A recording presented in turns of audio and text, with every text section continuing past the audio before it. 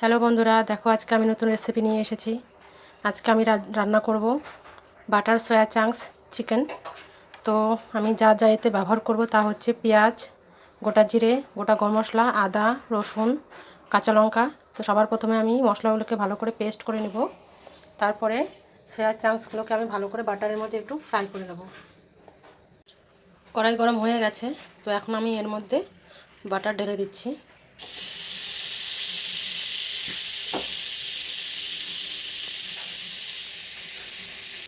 এখন আমি সয়াগুলোকে দিয়ে দেব।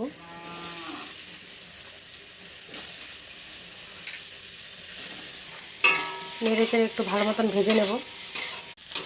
সয়াগুলো ভাজা হয়ে গেছে, তো এখন আমি এটা নামিয়ে নিচ্ছি। আজ আমি সাদা তেল ব্যবহার করব, কারণ আমি সয়াগুলোকে বাটারের মধ্যে ফ্রাই করে নিয়েছি। তো দেখো আমি তেলের মধ্যে সবার প্রথমে গোটা জিরে দিয়ে দিয়েছি, গোটা গরম মশলা দিয়ে দিয়েছি। এবারে আমি পেস্ট করা মশলাগুলোকে দিয়ে দেব। এবারে পরিমাণ মতন লবণ দিয়ে দেব। ভালো করে নেড়ে চেড়ে একটু ভেজে নেব।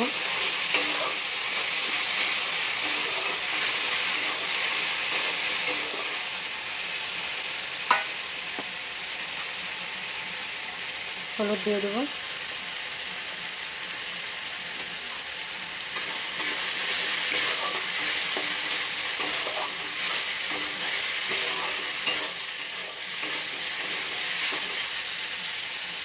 এবারে আমি চিকেনগুলোকে দিয়ে দেব।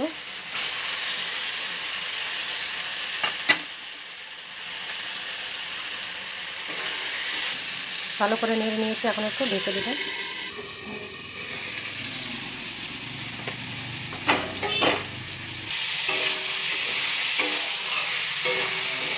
দেখো কি সুন্দর হয়েছে।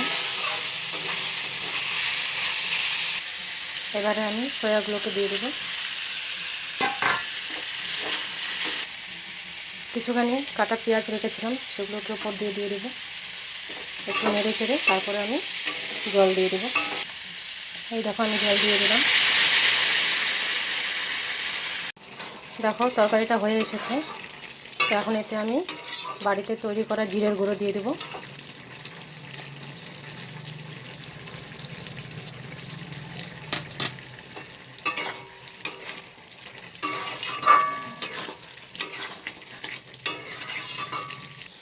গরম মশলার গুঁড়ো দিয়ে দিলাম।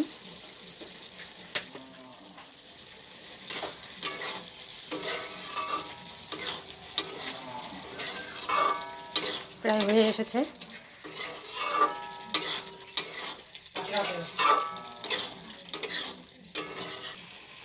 এবারে আমি ধনিয়া পাতা দিয়ে এটাকে নামিয়ে নেব। দেখো বন্ধুরা, আমি নামিয়ে নিয়েছি আমার বাটার সয়া চিকেন। তো দেখো কেমন হয়েছে। আমি উপর দিয়ে হালকা একটু বাটার দিয়েছি। তো এটা তোমরা গরম ভাত বা রুটির সাথে খেতে পারো। যদি আমার রান্না ভালো লেগে থাকে তো অবশ্যই লাইক কমেন্ট করো। ধন্যবাদ।